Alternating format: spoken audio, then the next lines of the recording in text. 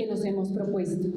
Andrés Felipe Manosalva es doctor en Ciencias Sociales y Humanas por la Universidad Javeriana, magíster en Historia y politólogo por la Universidad Nacional de Colombia. Tiene experiencia docente en diversas universidades colombianas y ha trabajado con la Jurisdicción Especial para la Paz. Sus investigaciones se centran en el conflicto armado interno colombiano y los temas religiosos. Entre sus publicaciones se destacan La espiritualidad del subdesarrollo, Trabajo, trabajadores y ocio en la empresa católica colombiana, 1958-1981, e Historia del semanario El Campesino, un periódico católico para el campesinado colombiano, 1958-1990. Bienvenido, profesor Andrés. Buenas tardes a todos y a todas. Muchas gracias, doctora María Victoria, por la invitación, y muchas gracias también a la universidad y a ustedes pues, por venir a escuchar esta presentación que voy a hacer. Pues esto surge de todo un proceso en el cual muchas personas de las ciencias sociales, en particular de la historia, han apoyado los procesos de investigación que se están llevando a cabo en la Jurisdicción Especial para la Paz, y pues el objetivo fundamental de esto es visibilizar un poco ese trabajo, pero a la vez cómo se hace ese trabajo, y pues también aclarar algunos conceptos clave que de pronto considero yo dentro de la sociedad colombiana no se reconocen y no están teniendo la suficiente visibilidad, sino más bien pues lo que trasciende en los medios de comunicación terminan siendo más que todo las críticas y los cuestionamientos a una de las entidades que se creó con el Acuerdo de Paz de 2016.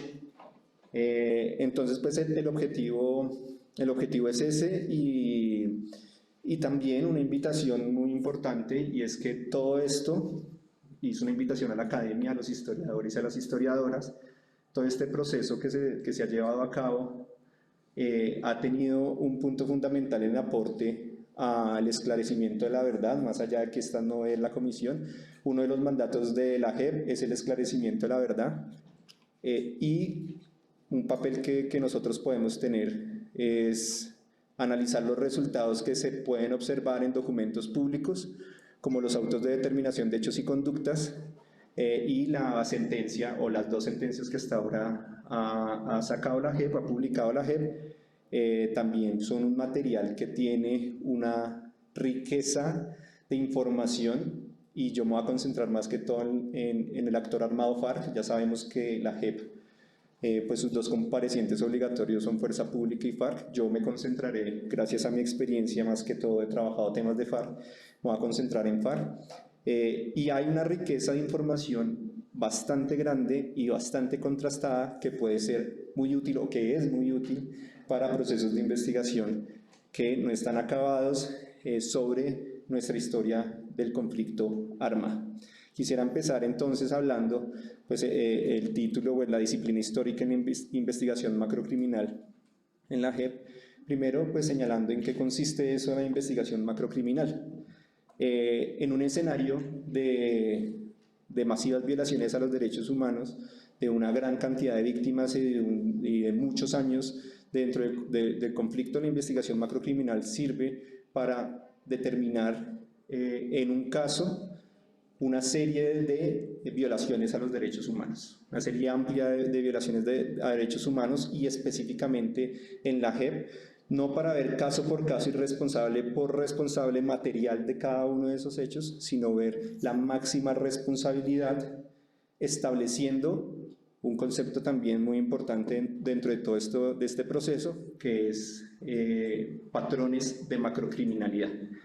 Entonces, no se concentra en el caso a caso individual, sino se concentra en una agrupación de casos en los cuales se considera que existe un patrón de macrocriminalidad. ¿Y qué es eso de un patrón de macrocriminalidad? ¿Sí?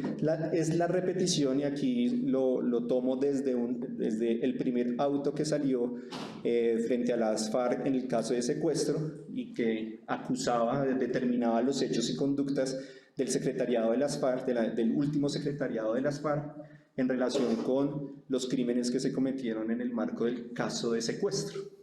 Y allí se indica que un patrón macrocriminal es la repetición no accidental de una conducta delictiva similar en cuanto a finalidades, modo de comisión y características de las víctimas. Esa repetición constante de un hecho nos permite determinar la existencia o no existencia de una política de la organización en relación con una forma de victimización.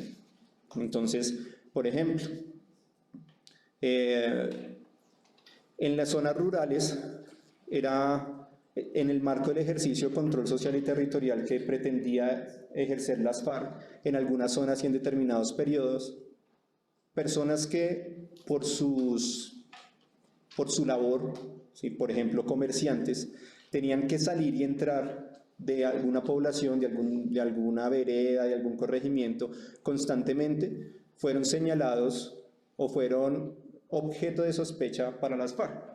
Y eso no solo ocurrió en la costa Caribe, no solo ocurrió en el oriente del país, no solo ocurrió en Antioquia, sino que se ve que, con base en la información que se ha analizado, que ocurrió en repetidas ocasiones y en diferentes lugares del país.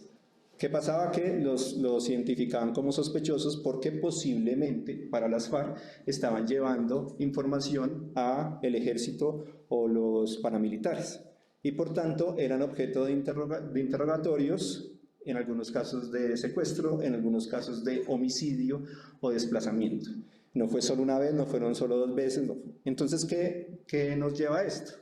La posible existencia, la sugerencia de que existe un patrón de macrocriminalidad, es decir, una repetición no accidental de una conducta varias veces. Y eso nos permite señalar la existencia de una política y por tanto una máxima responsabilidad. Es decir, hay un mando que está señalando que eso se debe hacer. Ahora, esa política puede ser expresa en un documento de las FARC, ¿sí? Sea en correspondencia, sea en los mismos conferencias, el texto que daba de las conferencias que ellos realizaban o en los plenos, o podía ser tácita, es decir, no está escrito en ningún lado, pero al ver que es una repetición constante, pues se puede sugerir la existencia de una política tácita frente a eso. Entonces, teniendo claro estos dos conceptos, una de las unidades, de las secciones de la JEP que trabaja identificando los patrones de macrocriminalidad, haciendo análisis de contexto y gestionando la información, es el grupo de análisis de la información. En este grupo, en esta sección de la JEP, trabajan historiadores, historiadoras, politólogos, politólogas, antropólogos, abogados también, pero también ingenieros. Ahí tenemos compañeros que son físicos. ¿Por qué? Porque también tanto el análisis cualitativo, que más que todo lo estamos desarrollando historiadores, politólogos, también hay la gestión de los datos cuantitativos a partir de una gran cantidad de bases de datos, que ahorita vamos a hablar de eso, que tiene en sus manos la JEP y que yo creo que junto con la Comisión de la Verdad, pues son los que han podido aglomerar la mayor cantidad de información, bases de datos, informes, entre otros fuentes tanto cualitativas como cuantitativas para el análisis del conflicto armado colombiano. Eso también se refleja en los resultados y a futuro pues también va a ofrecernos a todos y a todas un material muy importante para la investigación. Entonces, ¿en qué consiste todo este proceso en el cual los historiadores y las historiadoras juegan un papel fundamental? Primero, acá en la ley 1922 de 2018, que son las reglas del procedimiento para la JEP, seleccioné algunos de los puntos del artículo 11, donde se habla de la finalidad y objetivos de la investigación. Importante tener en cuenta esto, una investigación macrocriminal, o mejor, una investigación penal en justicia ordinaria, lo que se pretende es determinar pues, quién fue el autor material y generar una culpabilidad. En el caso de un patrón de macrocriminalidad, en el caso de una investigación macrocriminal, es necesario entender el contexto. ¿Sí? Y para entender el contexto en el que se cometieron esas violaciones de derechos humanos, es completamente necesario pues, hacer esos análisis de contexto. Esos análisis de contexto donde han participado muchos historiadores no solamente se han desarrollado para la JEP, sino también, por ejemplo, para la Unidad de Restitución de Tierras, también para lo que fue todo este proceso de justicia y paz. Entonces, determinar las circunstancias geográficas, económicas, sociales, políticas y culturales en las cuales sucedieron los delitos de competencia de la JEP. ¿Sí? Entonces, ahí entra un papel fundamental. Describir las estructuras criminales. ¿Sí? Y entonces acá para establecer máximas responsabilidades tenemos que tener claro quiénes eran los mandos de los frentes, de las columnas, de las compañías o de los bloques de las FARC en este caso. ¿Sí? Que eso muchas veces no estaba claro, ¿sí? Por el carácter, se me va la palabra, pues de la organización, el carácter clandestino de la organización. No, muchas veces estaba completamente claro y hay periodos históricos en los cuales solamente tenemos el nombre de guerra de algunos comandantes, de los cuales murieron y no se conoce su nombre real.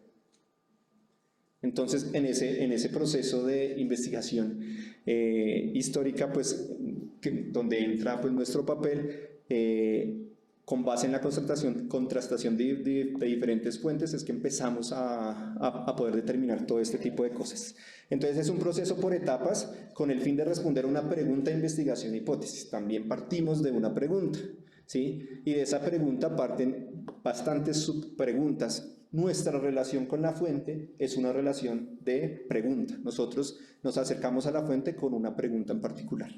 ¿Sí? Entonces nos hacen solicitudes al grupo de análisis de la información desde los despachos, nos dice, díganos cuál era el grupo armado que tenía injerencia en el municipio de Mapiripán en el año 1998, describa sus comandancias y señale tal cosa. Entonces nosotros vamos a la fuente y a las fuentes y empezamos a hacer el ejercicio de contrastación para determinar esa información sin que se señale que es una verdad completa absoluta, porque siempre puede existir la posibilidad de vacíos de información que se están intentando cerrar, ¿sí? O llenar mejor esos vacíos de información por intermedio de las versiones con los comparecientes, el ejercicio de versiones voluntarias y los aportes escritos que estos comparecientes hacen.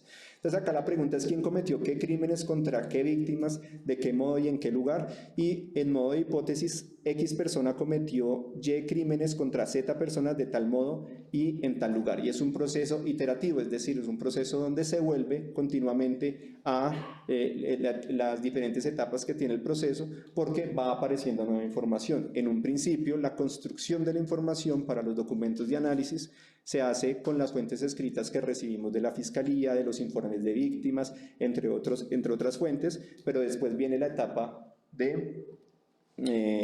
voy a pasarme acá, la etapa de versiones voluntarias. Con las versiones voluntarias hay otra información, ¿sí? La cual se contrasta con la información que se venía trabajando inicialmente. Entonces ahí es ese proceso iterativo de ir y volver y poder ir construyendo paso a paso un documento que tenga la suficiente rigurosidad que requiere tanto en el marco de una investigación histórica como en el marco de una investigación de tipo judicial. Y eso tiene observaciones de las víctimas, sobre todo pues las versiones voluntarias. Tiene observación de las víctimas y ese es un papel muy importante que tiene este proceso, y es que las víctimas han estado en cada una de las etapas cuestionando, preguntando, ¿sí? Y solicitando aportes a verdad de los comparecientes. Después viene el reconocimiento, que ustedes seguramente lo han visto en varias ocasiones, el reconocimiento de que aceptan las conductas que se le imputan en los autos de determinación de hechos y conductas, ¿sí? Ahí sí hay reconocimiento, posteriormente pasa a la ruta sancionatoria, que son las sanciones propias que tiene la JEP, que hace poco, el mes pasado, pues salieron las primeras, en el caso de FARC la primera, que fue las sanciones por los crímenes de guerra y lesa humanidad asociados con los crímenes de secuestro, en lo cual el último secretariado recibió pues, los 8 años de sanción propia y diferentes actividades que tienen que cumplir durante esos años. Pero también puede ocurrir, ¿sí?, que no haya reconocimiento de verdad o suficiente aporte a la verdad, y la JEP también tiene su parte adversarial y pasaría a la unidad de investigación y acusación y entra a un proceso adversarial en el cual pueden tener las personas que llegan allí, los comparecientes que llegan allí, una pena máxima de 20 años con privación de la libertad, como lo que puede ocurrirle a Pluvio Hernán Mejía, que en este momento está en la fase de juicio adversarial. Entonces, tanto las magistradas, digamos, en el papel de dirección de estos procesos de investigación, sobre todo para el caso FARC, un papel fundamental lo ha jugado la magistrada Julieta Lemaitre, que es la que ha dirigido la investigación del caso 01, que es el caso de secuestro, y se encuentra dirigiendo el caso 10 en cuanto al bloque oriental y el bloque sur de las FARC.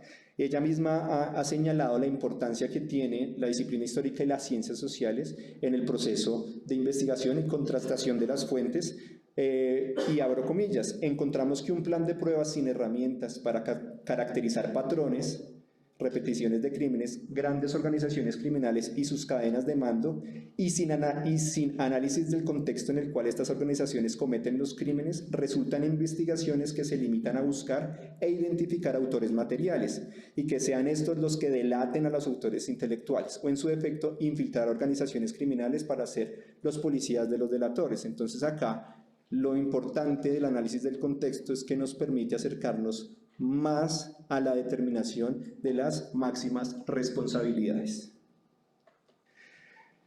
Entonces, la investigación macrocriminal requiere el análisis de fenómenos como, ya lo venía diciendo, la trayectoria histórica de la estructura armada. El grupo de análisis de la información ha construido a partir de las diferentes fuentes caracterizaciones de cada uno de los frentes, columnas, compañías y bloques que componen las FARC. ¿Sí? De todos los, históricamente, los más de 60 frentes que existieron por parte de las FARC y de los 7 bloques que existieron. Esa trayectoria, ¿sí?, se identifican los comandantes desde el primer comandante hasta el último comandante, hasta el año de 2016. Asimismo, sus reemplazantes y otros comandantes que por lo general tenían tercero, cuarto, quinto comandante, también integrantes de milicias, también quienes eran, si la información lo permite, quienes eran los explosivistas, quienes eran los encargados de diferentes carteras, entre otros aspectos. Y también la zona de injerencia, porque este punto es clave también para el análisis. Muchas de las denuncias que podemos leer en el análisis de los hechos dicen fue las FARC, pero no dice cuál frente. Entonces nosotros también hemos venido desarrollando un ejercicio en el cual, a partir del tiempo y el espacio, se puede determinar cuál probablemente fue el frente que cometió X crimen, ¿sí?, por temporalidad y espacialidad. Entonces, comandancias, zonas de injerencia, integrantes, también planes y políticas. Y tenemos una muy buena cantidad de información en la cual, con base en lo mismo, en lo que escribió las FARC particularmente, ¿sí?, se ha venido determinando pues cuáles eran los planes y políticas en relación con secuestro, en relación con los homicidios, el desplazamiento forzado, la desaparición forzada, el uso de los atentados, el uso de minas antipersona, todo lo que corresponde a un crimen de guerra o a un crimen o una violación del derecho internacional humanitario. Entonces también el contexto histórico de las victimizaciones, la identificación de los presuntos responsables y, por supuesto, el punto fundamental acá, el análisis crítico de las fuentes y su contrastación. ¿Qué fuentes tenemos? Tenemos fuentes judiciales, estatales, no judiciales, informes de organizaciones de víctimas, informes de organizaciones defensoras de derechos humanos, informes de otras organizaciones no gubernamentales, versiones de comparecientes y observaciones de las víctimas. Dentro de las judiciales, que son, digamos, un punto fundamental de los procesos de análisis por su riqueza y por su amplitud, ¿sí?, está lo que trasladó la Fiscalía General de la Nación a la JEP. Informes escritos que son centrados en determinados crímenes, hay informes de desplazamiento forzado, de violencia sexual, secuestro, entre otros, pero también todas las bases de datos donde se registran las denuncias sobre los crímenes. La base de datos de donde presuntamente las FARC o la fuerza pública fueron los responsables. Entonces, esos son el sistema de información judicial de la Fiscalía, el sistema penal acusatorio y el sistema de información de justicia y paz, que tiene dos secciones, formato víctimas y hechos confesados. Ahorita vamos a hablar un poco de estos. También sentencias que son públicas, sentencias de restitución de tierras que son públicas, y expedientes de justicia ordinaria que se trasladan por parte de organismos judiciales a la JEP, o que se solicitan también por parte de la JEP. Fuentes estatales no judiciales, tenemos también toda la base de datos del Centro Nacional de Memoria Histórica, pero además hacemos uso de los informes del Centro Nacional de Memoria Histórica, que nos han servido y han servido mucho para algunos de los temas que se trabajan dentro de la investigación para FARC. El registro único de víctimas de UARIF, de la unidad de víctimas. Documentos que no son judiciales, pero y que tampoco son públicos, como las órdenes de batalla del Ministerio de Defensa, que son documentos creados o construidos por el Ejército Nacional y que caracterizaban en algunos periodos algunos frentes, columnas y compañías de las FARC, y señalaban, pues aquí está comandado por tal persona, se mueven por tal lado. Son documentos de inteligencia que se nos trasladaron y también hacen parte de la investigación. Las entrevistas del Grupo de Atención Humanitaria al Desmovilizado, que antes de 2016, cuando se desmovilizaba algún miembro de las FARC y entraban al proceso de justicia y paz, les hacían una entrevista en la cual ellos contaban pues todo lo que sabían de las rutas, corredores estratégicos, quiénes eran los comandantes, cómo se financiaban, bueno, entre otras cosas. Informes que pasó el Ejército Nacional, informes de la Procuraduría, de la Defensoría del Pueblo, y advierto que eso no es todo lo que hay, sino que son los que menciono en este momento, pero hay muchísimas más entidades del Estado que han entregado información a la JEP. Y organizaciones de víctimas, más de 1000, y aquí yo había puesto centenares, estaba actualizando el dato con un compañero esta mañana, 1015 informes de víctimas, organizaciones de derechos humanos y organizaciones no gubernamentales recibió la JEP para el análisis de los crímenes. Eso también hace parte de las fuentes que se tienen. Y organizaciones como CODE, Cisma Mujer, la Comisión Colombiana de Juristas, el colectivo de abogados José Alvear Restrepo, ACOMIDES, que es más de otra tendencia, también desde diferentes lugares, desde diferentes, por decirlo así, lugares de enunciación, también llegaron diferentes informes. Además, tenemos las versiones voluntarias, que realizan los despachos, las versiones donde le hacen todas las preguntas al respecto, no solamente de los crímenes que se cometieron, sino del funcionamiento de la estructura armada, los aportes escritos. Ellos mismos empezaron a enviar la información en la cual señalaban quiénes eran los comandantes, en qué zonas se movían, y eso se contrasta con la información que nos había enviado la Fiscalía. Y documentos propios de las FARC, como venía diciendo, los documentos de las conferencias, de las diferentes conferencias que tuvo las FARC, de las 10 conferencias, los plenos, partes de guerra, manuales, cartillas, correspondencia. Entre ellos está en nuestro poder para desarrollar eso.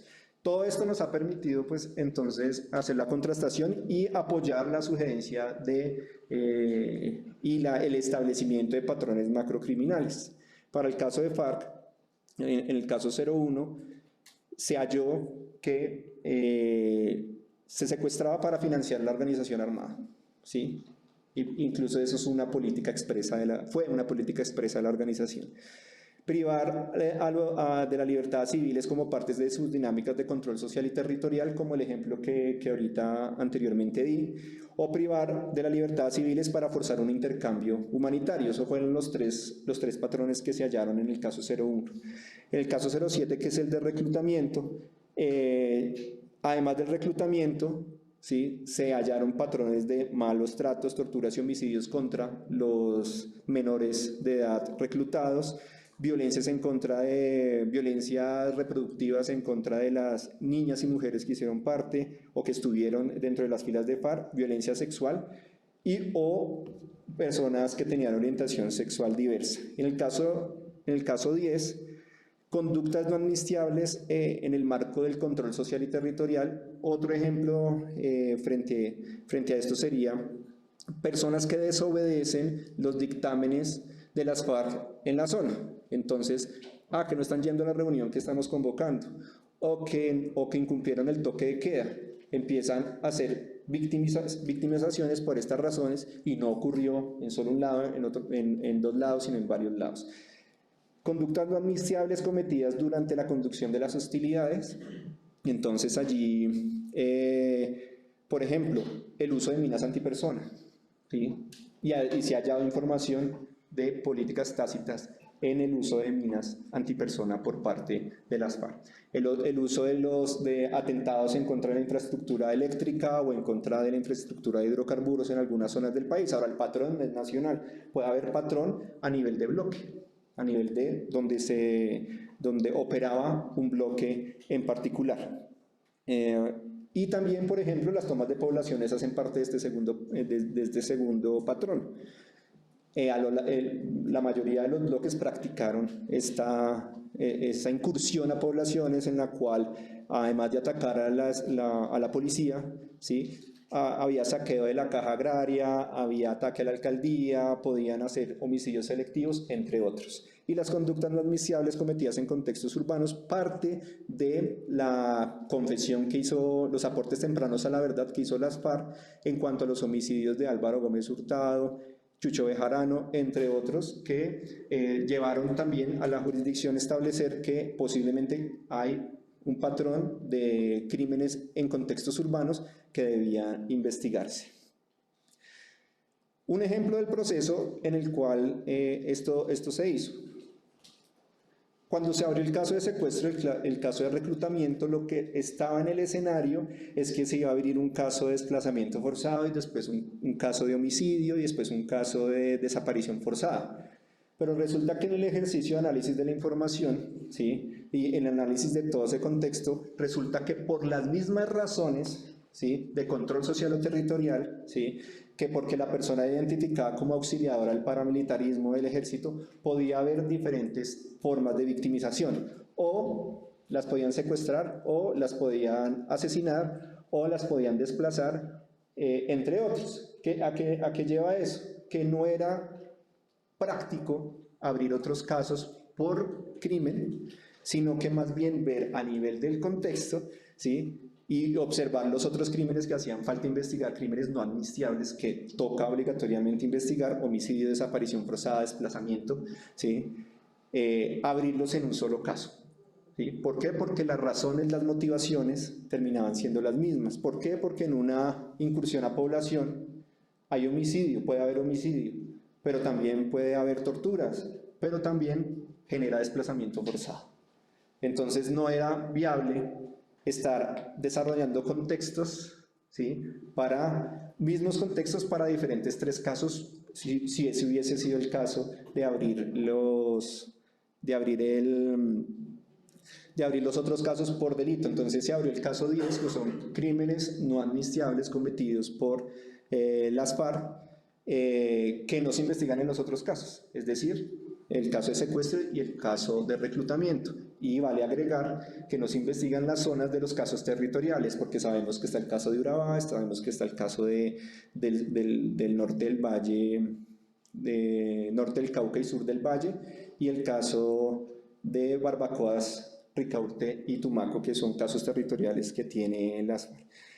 Entonces, las narrativas o denuncias permitieron sugerir la existencia de políticas de la organización relacionadas con la victimización de personas que eran acusadas de apoyar al ejército al paramilitarismo, eran acusadas de no cumplir las normas o eran identificadas, eso también fue una de las cosas que se hallaron, identificadas como líderes o lideresas que se oponían al control de las FARC y por tanto terminaban siendo victimizadas, que eran un obstáculo para la organización. En ese ejercicio de análisis se halló la sistematicidad o se sugiere la existencia de la sistematicidad. En últimas, el proceso que hacemos nosotros en el marco de las ciencias sociales y la historia es de sugerencia. Ya la definición de si en efecto existió ese patrón, pues es decisión de las magistradas y los magistrados. Y si hay culpabilidad, pues ya es en el avance del proceso judicial.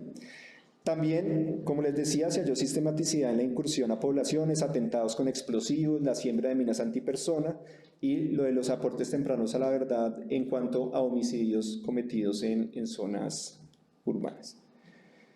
Entonces, para la elaboración de los documentos contrastamos toda esa información que les venimos diciendo, planes y políticas expresas de la organización que están escritas, están por escrito, los datos cuantitativos de hechos y número de víctimas, e información cualitativa. Se identifica la estructura de FARC que presuntamente es responsable, se caracterizan los hechos de manera cualitativa y se identifican cuáles son los posibles crímenes o violaciones al VIH que se cometieron en cada uno de esos hechos, ¿sí?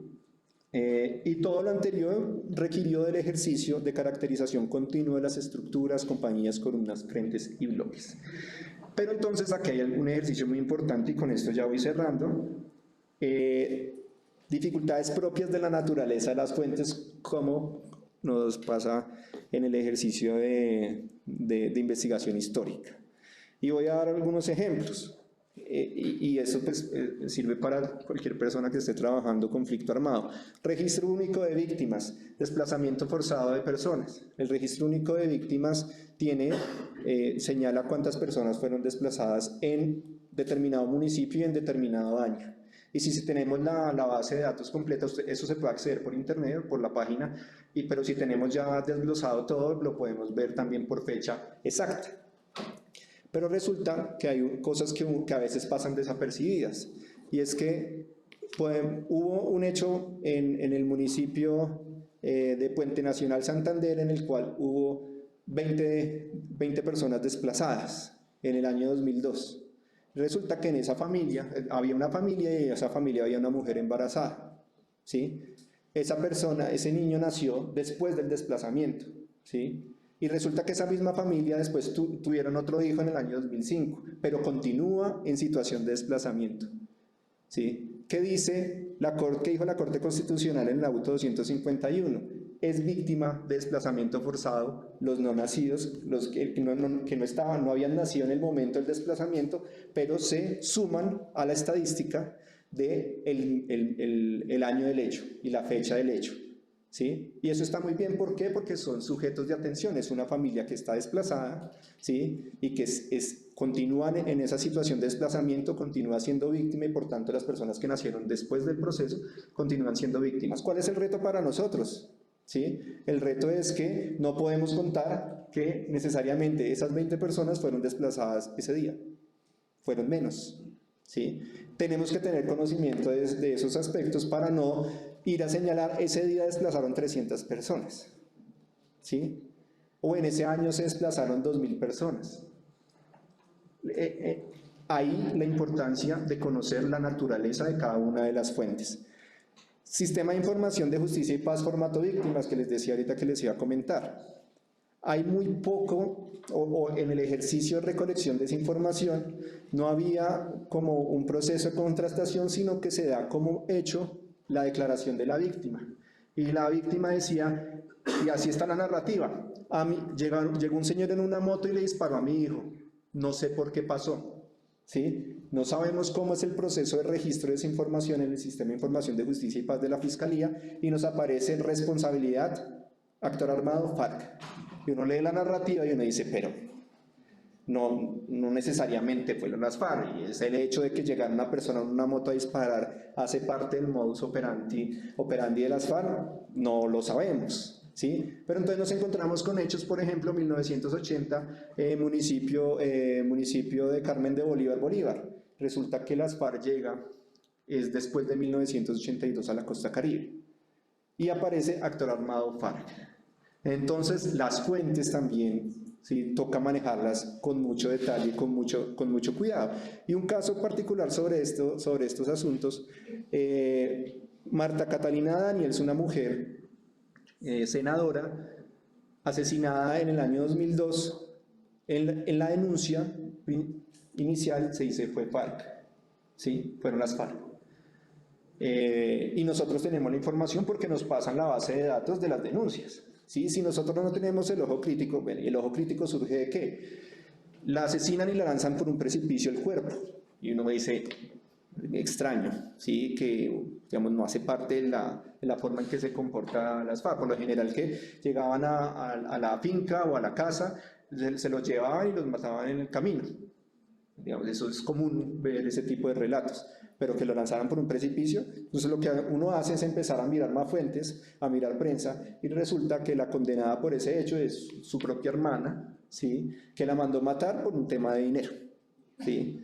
Entonces, claro, muchas de las denuncias que tenemos son atribuidas a las FARC, pero realmente uno tiene que empezar a hacer todo el proceso de contrastación para no estar atribuyendo responsabilidades o sugiriendo la atribución de responsabilidades en casos que no corresponde. Y eso es solo un caso de muchos.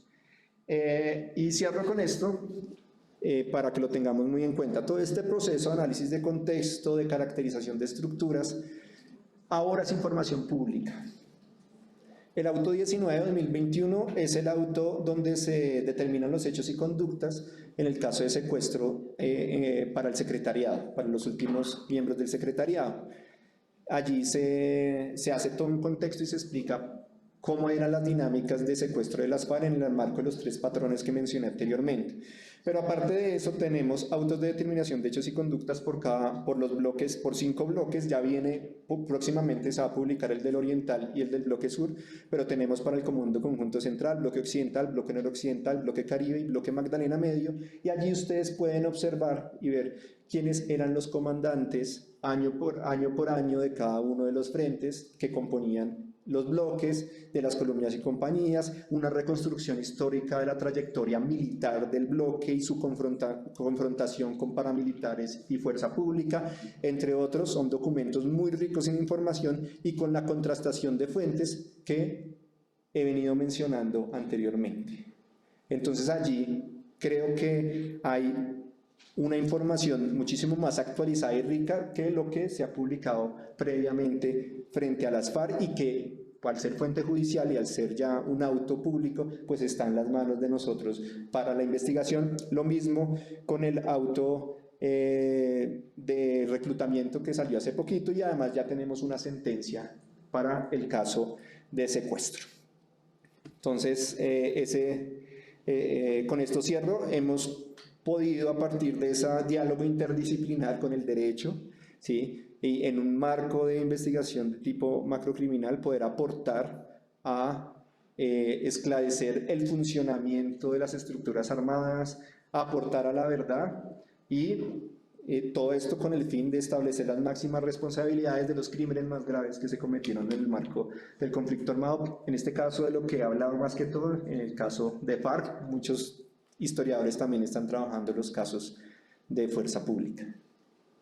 Gracias. Andrés Felipe, muchas gracias.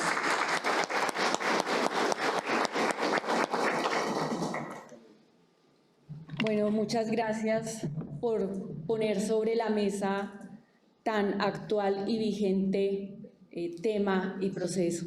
Entonces, a continuación,